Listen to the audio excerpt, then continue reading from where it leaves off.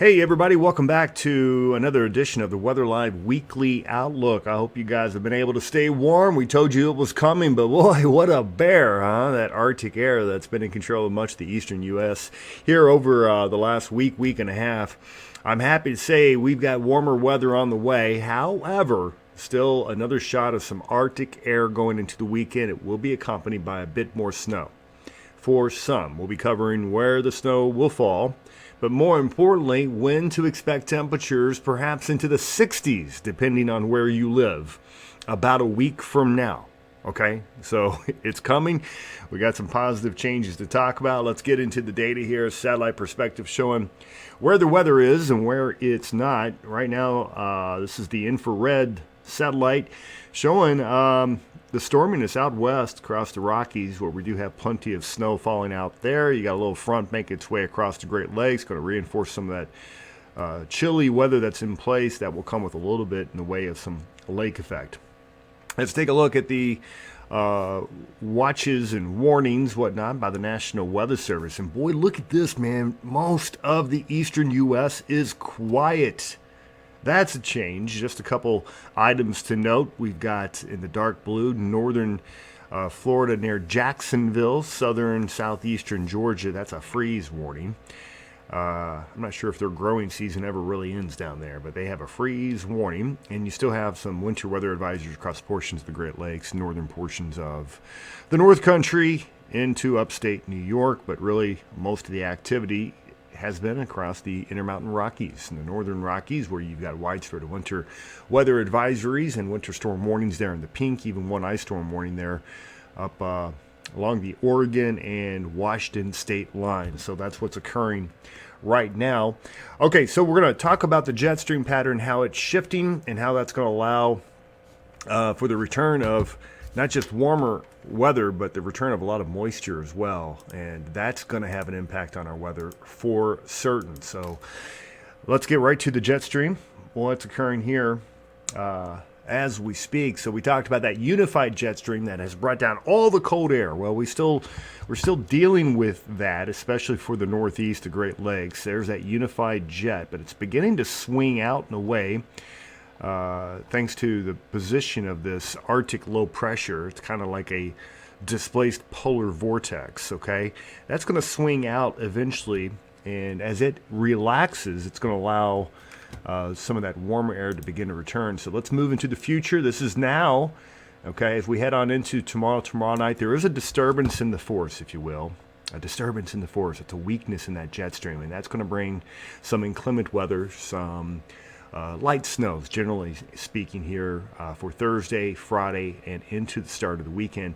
It will also come with a reinforcing shot of some cold air as that jet stream kind of gets reinvigorated behind it. You can see those strong jet stream winds here. That's going to pull down the cold, and so that's going to be experienced. Another shot of nothing worse than what we just experienced, but it's going to be pretty nasty.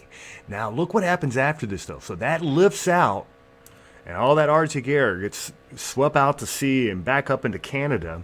And then we see a jet stream that's digging out west. This will be late over the weekend, and this is a warming pattern. This is going to allow warm air to return from the south and from the Gulf of Mexico, not just the warmth, but also the moisture.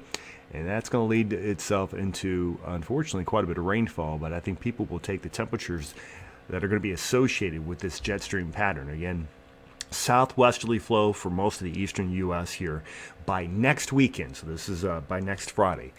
So I think a lot of people will be thankful of that. Now let's talk about type of sensible weather you can expect. So this is now showing the snows out west. Notice how quiet it is across the east. Got some snow showers for the Great Lakes.